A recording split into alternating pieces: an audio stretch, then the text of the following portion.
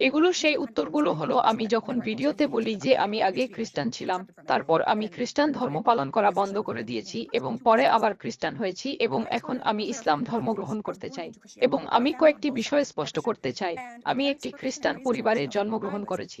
আমার পরিবারের উভয় সদস্যই খ্রিস্টান এবং আমার বাবা-মাও খ্রিস্টান ছিলেন এবং তারা আমাকে একটি খ্রিস্টান পরিবেশে বড় করেছেন। আমি আমার ১৩তম জন্মদিনেই যিশুকে আমার হৃদয়ে গ্রহণ করেছিলাম।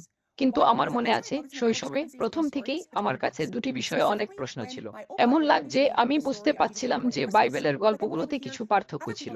বিশেষত যখন আমার বাবা ক্রিসমাস উপর যিশুর জন্মের সম্পর্কে গল্পিয়া শোনাতেন। কিন্তু যখন আমি অন্য কারো কাছ থেকে একই গল্প শুনতাম তখন এটি ভিন্ন রকম মনে হতো, কারণ এটি অন্য বাইবেলের একটি বই থেকে নেওয়া হয়েছিল এবং আমি সবসময় ভাবতাম যে এটা কি সত্যিই ঈশ্বরের লেখা, তাহলে কেন তিনি বিভিন্ন গল্প বিভিন্ন বইয়ে রেখেছেন? কিসের লোককে একই জিনিস লিখতে জন্য করে না হবে? এটা আমার জন্য অদ্ভুত ছিল যখন আমি ছোট ছিলাম। দ্বিতীয় কাজ যার উপর আমি সবসময় প্রশ্ন করতাম, সে তিন ঈশ্বরকে নিয়েছিল, কারণ কেউই এটিকে স্পষ্ট করতে পারছিল না। এবং যেমন যেমন আমি বড় হয়ে গেল এটা একটি সমস্যা হয়ে গেল। আমি বাইবেলের স্কুলে পড়তাম, এর কারণে বাইবেলে থাকা স্পষ্ট পার্থক্যগুলো প্রকাশিত হয়েছে। আমি এটাও জানতে পেরেছিলাম যে এই বাইবেলটি প্রায় ৭০ বছর আগে লেখা হয়েছিল এবং মাঠের সবাই একই খেলা দেখছেন।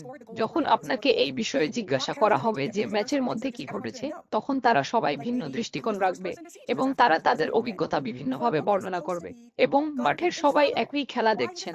যখন আপনাকে ম্যাচের বিষয়ে জিজ্ঞাসা করা হবে, তখন তারা সবাই একে অপরের থেকে ভিন্ন দৃষ্টিকোণ রাখবে এবং তারা তাদের অভিজ্ঞতা বিভিন্ন দৃষ্টিকোণ থেকে বর্ণনা করবে। আমি তরুণ ছিলাম এবং আমি এই উদাহরণটি বুঝতে পারছিলাম এটি যুক্তিসঙ্গত ছিল।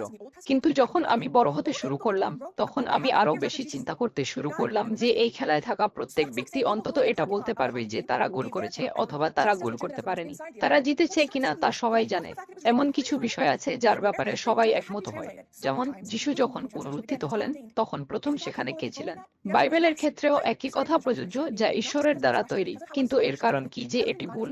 কেনই বা সর্বত্রই এটি ভিন্ন?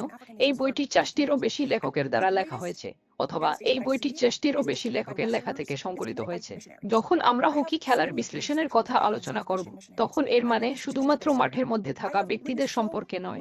এর মানে হলো, যদি বাইবেলের সমস্ত লেখক জীবিত থাকতেন এবং যিশুর সমস্ত কাজ দেখতেন, অথবা যদি তারা যিশুর সময়ের আগে বাইবেলের যুগে থাকতেন, তাহলে এই বইটি একই কথা বলতো। কিন্তু আমরা সেই লোকদের কথা বলছি যারা যিশুর মৃত্যুর পর কয়েক বছর ধরে তার সম্পর্কে লিখেছিল।